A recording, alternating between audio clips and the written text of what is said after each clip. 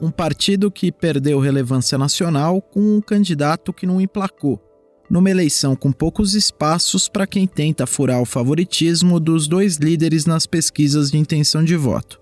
Eu sou Antônio Mami e esse aqui é o Durma Com Essa, o podcast de notícias no Nexo.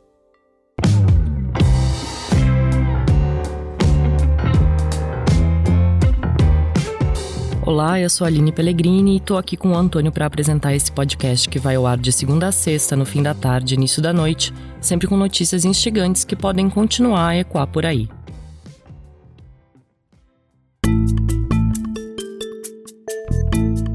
Segunda-feira, 23 de maio de 2022. Dia em que João Dória anunciou que desistiu da candidatura à presidência da República. O anúncio do ex-governador de São Paulo foi feito na véspera de uma reunião que definiria o futuro do PSDB na corrida pelo Palácio do Planalto na disputa marcada para outubro.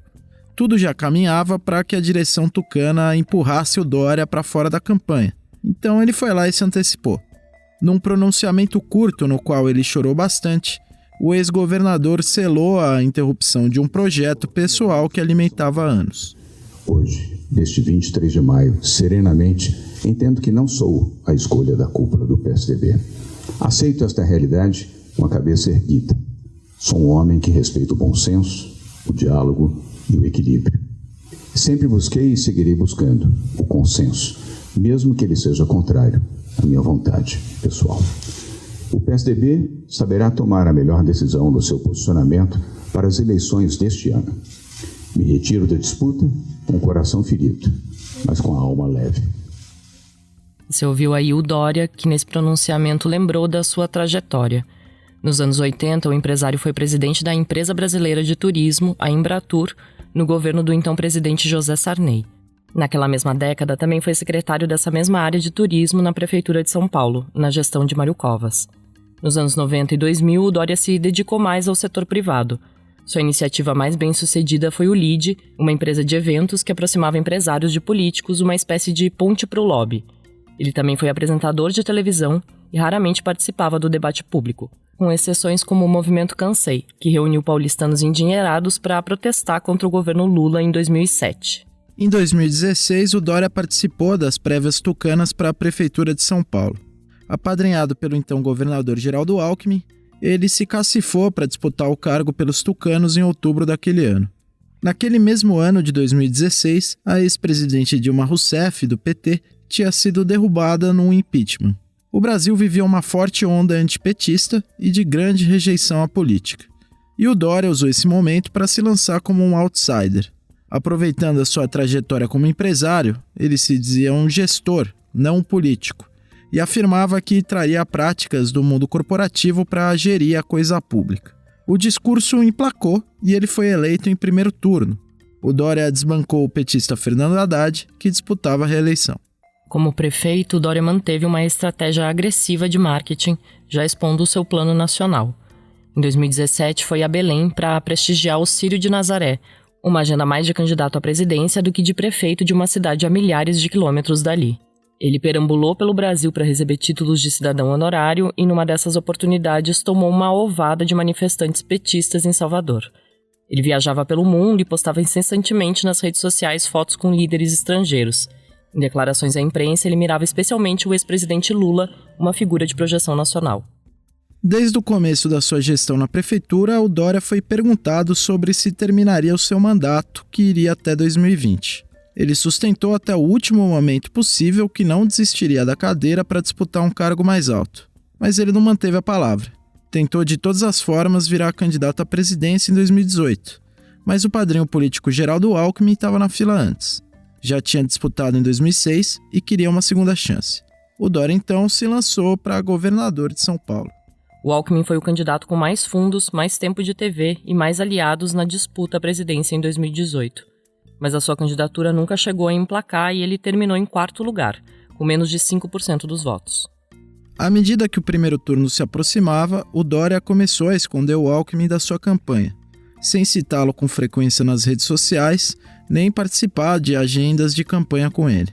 Notícias de bastidores veiculadas na imprensa relatavam que aliados do Dória começaram a incentivar um voto Bolsodória, aproveitando a popularidade do Jair Bolsonaro, em primeiro lugar nas pesquisas, para capitalizar o voto da direita em São Paulo. Logo depois do primeiro turno, o Dória anunciou apoio ao Bolsonaro. Começou a distribuir material promocional com os dizeres Bolsodória e a publicar mensagens se associando ao ex-capitão do Exército, um apologista da ditadura militar. O Dória foi inclusive votar no segundo turno das eleições vestindo uma camisa Bolsodória. Tanto Bolsonaro quanto Dória saíram vencedores daquela eleição. A aliança de ocasião se desfez pouco depois que Bolsonaro e Dória sentaram nas suas cadeiras. O conflito entre os dois chegou no auge com o início da pandemia de Covid-19 em 2020. O governador de São Paulo foi um dos principais antagonistas do presidente no combate à crise sanitária. Bolsonaro assumiu uma postura negacionista desde o início, chamando a doença de gripezinha, inflamando a população contra medidas de isolamento social adotadas por governadores para aplacar a transmissão do vírus, se negando a usar máscaras de proteção, propagandeando um tratamento precoce inexistente e mostrando pouco interesse na compra de vacinas. O Brasil tem hoje mais de 660 mil mortos por Covid em pouco mais de 2 anos de pandemia. O Dória, por sua vez, formou uma parceria com uma fabricante chinesa para garantir a imunização da população de São Paulo contra a Covid. Acabou sendo de uma Coronavac a primeira dose de vacina contra a Covid aplicada no Brasil. A movimentação do governador paulista botou pressão no governo federal. Hoje o país tem ampla cobertura vacinal, o que aplacou o morticínio causado pelo vírus. Desde esse momento de antagonismo com o Bolsonaro, o Dória vinha se cacifando como candidato do PSDB à presidência, conquistando a máquina do partido e tirando o poder de nomes mais históricos, como Alckmin. Dória inclusive chegou a dizer que estava conduzindo ali um novo PSDB. Mas internamente ele sofria resistências, sobretudo por parte da ala liderada pelo deputado mineiro Aécio Neves, aliada do governo federal e defensora da candidatura do ex-governador do Rio Grande do Sul, Eduardo Leite. No fim de 2021, o Dória venceu as prévias do partido num processo muito conturbado, que teve adiamentos e problemas técnicos. No dia seguinte à derrota nas prévias, o Leite e o grupo do Aécio Neves continuaram articulando em torno de uma alternativa à candidatura do Dória. E assim o PSDB continuou se vampirizando internamente até o Dória renunciar ao cargo de governador no fim de março, para enfim se lançar pré-candidato à presidência pelo partido. Na pesquisa XP e PESP divulgada nesta sexta, dia 20, ele aparecia com 4% das intenções de voto. A rejeição do eleitor ao seu nome era de 53%. Com Dória fora da disputa, o PSDB deixa de ter candidato a presidente pela primeira vez desde a fundação do partido em 1988. A sigla deverá apoiar Simone Tebet, senadora de Mato Grosso do Sul, e nome do MDB na corrida pelo Planalto em 2022. Uma ala tucana ainda tenta manter a ideia de candidatura própria com a reabilitação do Eduardo Leite.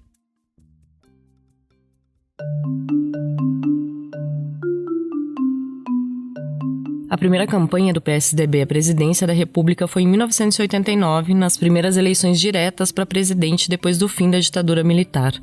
Naquele ano, o senador paulista Mário Covas se lançou na disputa e terminou o primeiro turno em 4º lugar, com cerca de 8 milhões de votos. Recém-nascido, o Partido da Social Democracia Brasileira era formado por uma dissidência do MDB, que antagonizou com a Arena durante o bipartidarismo vigente da ditadura. Essa dissidência era formada principalmente por políticos paulistas, como o próprio Covas, o Fernando Henrique Cardoso, que viria a ser presidente da República, e o ex-governador de São Paulo, Franco Montoro.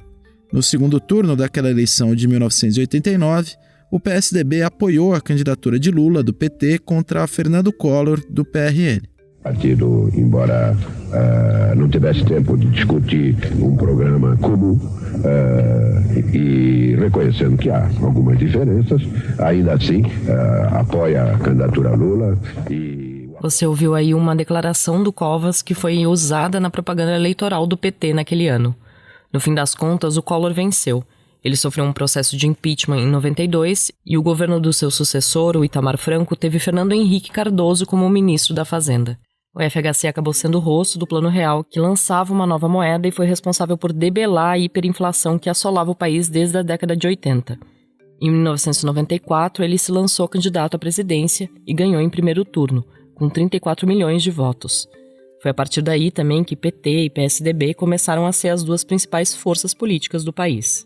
Ainda assim, os dois partidos ainda se aliavam quando tinham um adversário em comum, seguindo a lógica do apoio do Covas ao Lula contra o Collor em 89. Era um arranjo que vinha da redemocratização, da época das diretas já, contra nomes da direita associados à antiga Arena, partido de sustentação do regime militar. Um adversário comum de PT e PSDB nessa época era o Paulo Maluf, um tradicional político de direita de São Paulo que fez carreira durante a ditadura. Eu acho muito importante que nós reforcemos agora o meu voto em Mário Covas, que tem uma postura democrática na vida e que está sendo apoiado pelas forças democráticas do nosso Estado.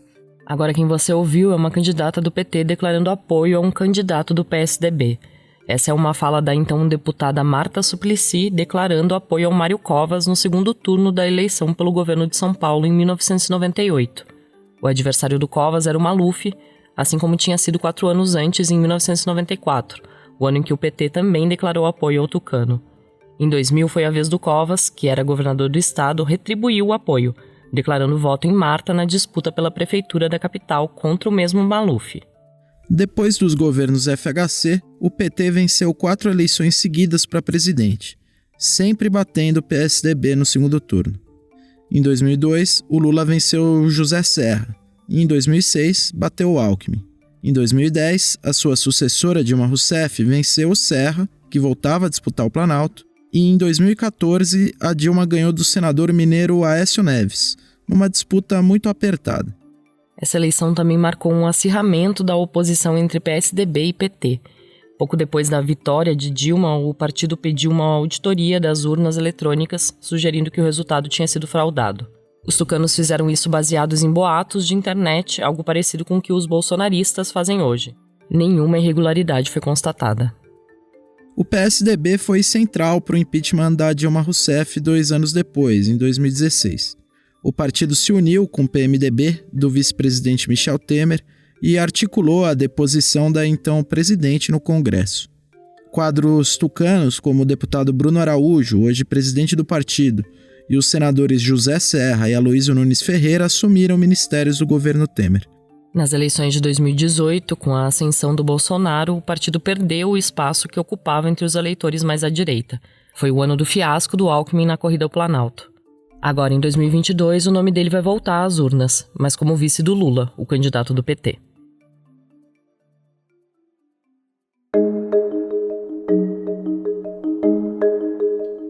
Nessa corrida presidencial de 2022, uma ideia surgiu com força, impulsionada por setores da imprensa e foi minguando aos poucos. Foi a ideia da chamada candidatura de terceira via, uma frente de vários partidos em torno de um nome para fazer frente a Bolsonaro e Lula. Várias hipóteses foram ventiladas para ser esse nome. A mais midiática e a primeira a cair foi o apresentador de TV Luciano Huck, que ensaiava entrar na corrida desde a campanha anterior, em 2018. O outro nome que foi ventilado foi o de Luiz Henrique Mandetta, ex-ministro da Saúde de Bolsonaro, que antagonizou com o presidente durante a pandemia. Além do Huck e do Mandetta, teve quem se lançou pré-candidato e desistiu no meio do caminho. Foi o caso do senador Alessandro Vieira, pelo Cidadania, hoje ele é filiado ao PSDB, do ex-juiz federal Sérgio Moro, que abandonou um projeto presidencial no Podemos, hoje ele está no União Brasil, e do presidente do Senado, Rodrigo Pacheco, filiado ao PSD. O União Brasil ainda tem um pré-candidato, o Luciano Bivar, e decidiu que não vai se juntar a MDB, Cidadania e PSDB na definição por um nome único. Além disso, a própria candidatura do Bivar não é vista como algo sólido. Os dirigentes do partido não veem vantagem em embarcar numa candidatura presidencial que pode complicar acordos regionais para a eleição de governadores, senadores e deputados. O terceiro colocado nas pesquisas é o Ciro Gomes, do PDT, que se manteve distante dessa costura pela terceira via. Mesmo assim, ele não chega a 2 dígitos nas projeções de intenção de voto. Ele não tem conseguido agregar eleitores nem à direita, nem à esquerda. Com a desistência do Dória, Simone Tebet, senadora do MDB, despontou como o nome da chamada terceira via. Mas mesmo assim, ela não passa de 2% das intenções de voto. Cientistas políticos ouvidos pelo Nexo dizem ver pouco espaço para o crescimento de uma candidatura política que não seja de Lula ou de Bolsonaro. Assim, enxerga também Aloysio Nunes, ex-senador tucano, como você pode ouvir numa entrevista à CNN em maio. Eu acho que ninguém pode negar uma evidência, é que as cartas já estão na mesa. Todos nós sabemos, até as pedras das ruas sabem, que os dois contendores para valer nessa campanha presidencial são Bolsonaro e Lula. Quer dizer, esse é o dilema. O Brasil vai ter mais 4 anos de Bolsonaro, com tudo isso que representa o governo Bolsonaro, de tensão permanente sobre as instituições, de negacionismo, de turbulência. É isso. Ou nós vamos ter um outro caminho, o caminho que se coloca hoje no principal candidato da oposição, que é o ex-presidente Lula. Alckmin, que disputou 2 vezes a presidência pelo PSDB, é hoje o vice do Lula. O ex-governador paulista foi para o PSB para fazer a aliança com o petista. A campanha do ex-presidente também tenta aproximação com economistas ligados aos tucanos, como André Lara Rezende e Pércio Arida. Tudo para dar um ar de frente ampla contra o bolsonarismo nas eleições de outubro. Se não tiverem mesmo candidato à presidência, os tucanos terão pela frente o desafio de manter o seu principal reduto, o estado de São Paulo, onde o partido vence eleições para governador de forma seguida desde 1994. E o candidato que disputa essa vaga em 2022, apesar de estar afiliado ao PSDB, não era até pouco tempo atrás do partido. O governador Rodrigo Garcia era do DEM, que agora se fundiu com o PSL para virar a União Brasil. Sua entrada na legenda de Dória se deu de forma circunstancial. Por ora, o Garcia não está entre os favoritos, apesar de ter potencial porque tem a máquina pública nas mãos como governador. Com o partido fracionado nacionalmente, é ele, o Garcia, o neófito tucano, que vai tentar manter o principal pilar de poder do PSDB na política em 2022.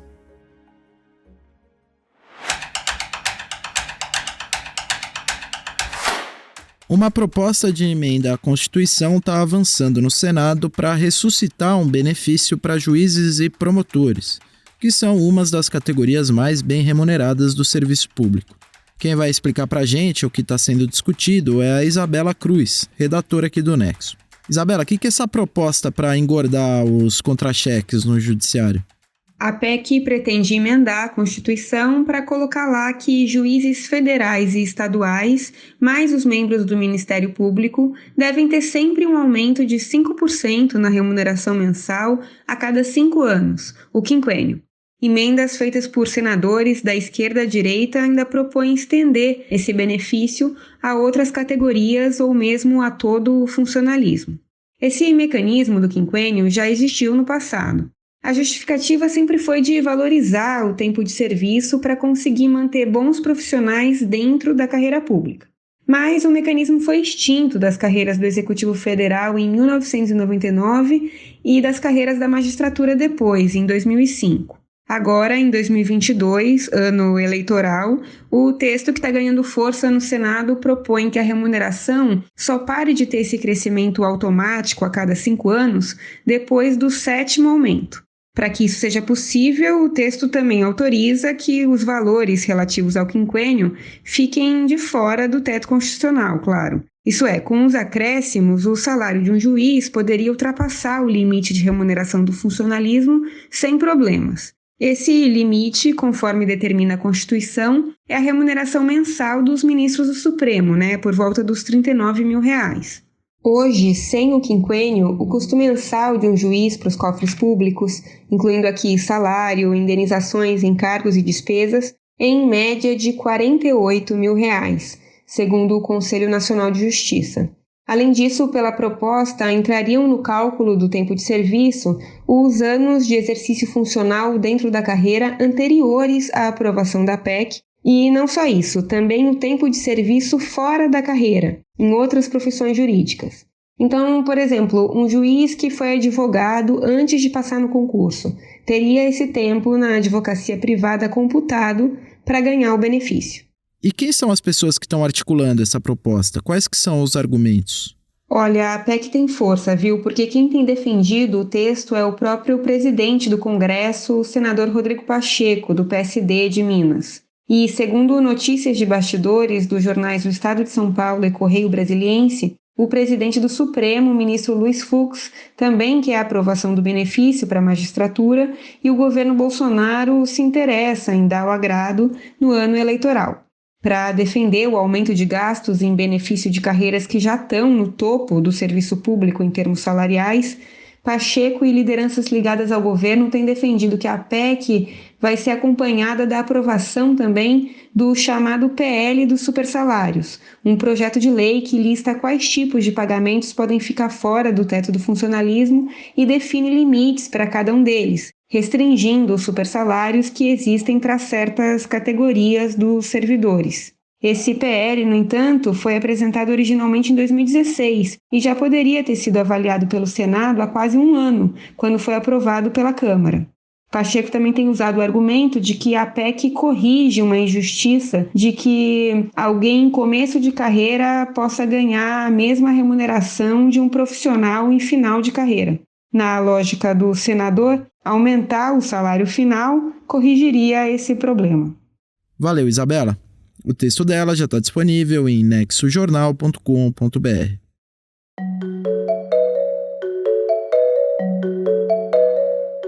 O governo de El Salvador comemora os resultados de uma mega operação contra gangues do país, mas tem diversas acusações sobre as ações oficiais. Quem conta pra gente é o repórter especial João Paulo Charlot. Olá, ouvinte. Olá, amigos do Durma com Essa. O governo de El Salvador, na América Central, está comemorando o fato de ter prendido mais de 30 mil pessoas no intervalo de 50 dias. Essas prisões são resultado de uma grande operação policial contra gangues locais chamadas maras ou pandilhas. Nesses 50 dias, o governo decretou estado de exceção. Com isso, reduziu uma porção de direitos individuais, como o direito ao sigilo das telecomunicações e as liberdades de associação e de assembleia. O estado de exceção também aumentou os poderes de detenção da polícia. De acordo com organizações locais de direitos humanos, crianças a partir de 12 anos estavam sendo presas nessa mega operação. O presidente salvadorenho, Nayib Bukele, disse que a iniciativa foi um sucesso. Ele apresenta como prova desse sucesso o fato de o país ter passado uma semana sem nenhum registro de homicídio, algo raro em El Salvador. Mas o principal jornal local, chamado El Faro, publicou em seu site 7 arquivos de áudio que mostram um ministro de Bukele conversando com líderes dessas gangues por telefone. O jornal diz que o governo salvadorenho tem acordos com essas gangues desde que Bukele chegou ao poder em 2019. A mega operação teria sido deflagrada depois de um desarranjo nos acertos entre membros do governo e membros das gangues. O governo Bukele se recusa a comentar essas acusações. Mais do que isso, fez passar no Congresso, onde tem supermaioria de 2/3, uma lei que prevê pena de prisão para jornalistas acusados de colaborar com as gangues. Em todo caso, o repórter que assina esses textos e que publicou esses áudios vive fora do país. Por mais que a imprensa local e as organizações de direitos humanos levantem dúvidas sobre as ações do governo, o fato é que o apoio popular é massivo. 85% apoiam o presidente e 91% apoiam a política de segurança de Bukele.